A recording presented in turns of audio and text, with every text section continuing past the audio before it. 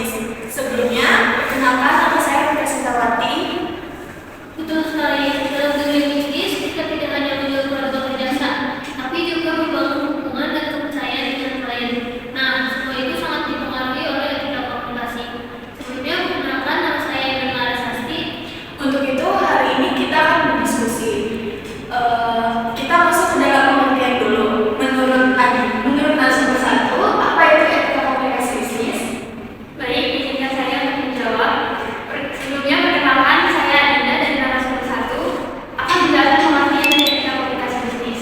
Etika komunikasi bisnis itu adalah cara kita berkomunikasi dalam dunia bisnis dengan memperhatikan norma, sopan santun, dan juga profesionalitas. Jadi bukan apa yang kita sampaikan saja, tetapi bagaimana cara kita menyampaikannya agar tetap menghargai orang lain. Komunikasi bisnis itu bukan hanya cara berbicara ya, tapi juga sikap kita. Betul banget.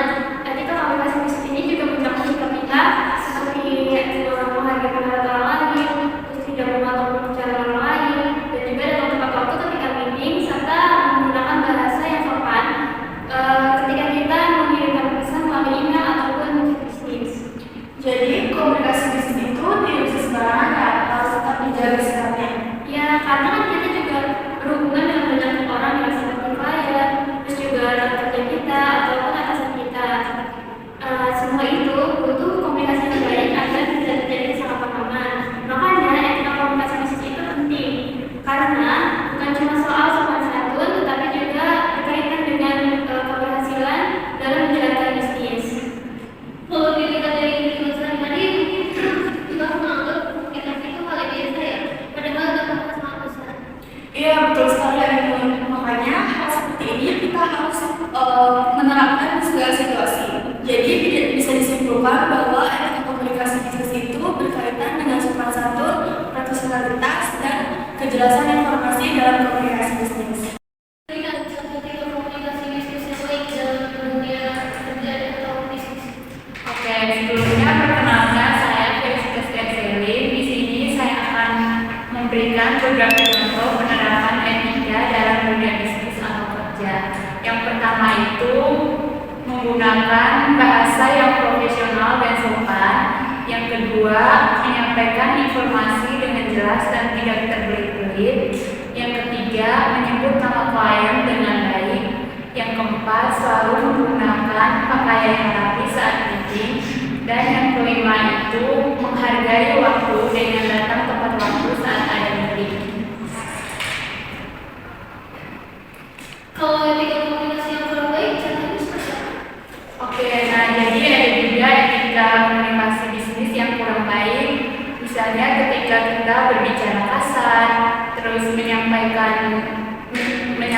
atau membalas pesan terhadap klien yang lama, dan juga terlalu santai dalam situasi yang formal.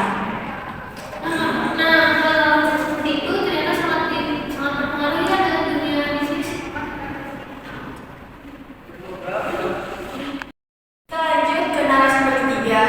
Bagaimana cara menjaga hubungan baik dengan klien bisnis?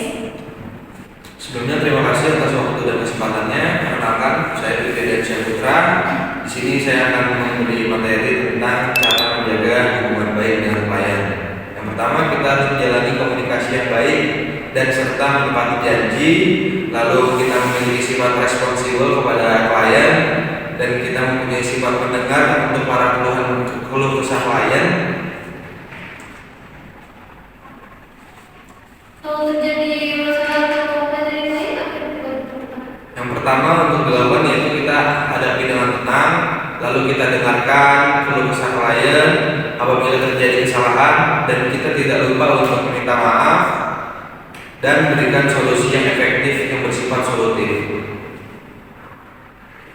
Berarti dalam bisnis, hubungan dengan klien itu harus tetap dijaga ya, bukan hanya pada saat awal kerjasama saja. Ya betul, karena dengan kita menjaga hubungan baik dengan klien, maka dia akan bisa menjadi pelanggan tetap kita dan memperkenalkan usaha kita kepada orang lain.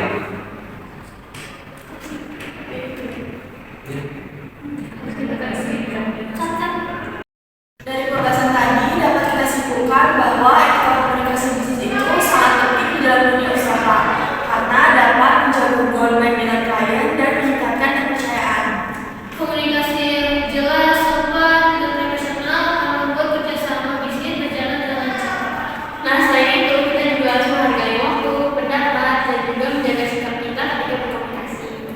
yang paling penting adalah menjaga kepercayaan dengan klien dengan komunikasi yang baik. Mungkin kalau saya malah mewakili dari tim narasumber mengucapkan terima kasih dan semoga para penonton mendapatkan manfaat yang lebih dari tontonan video podcast pada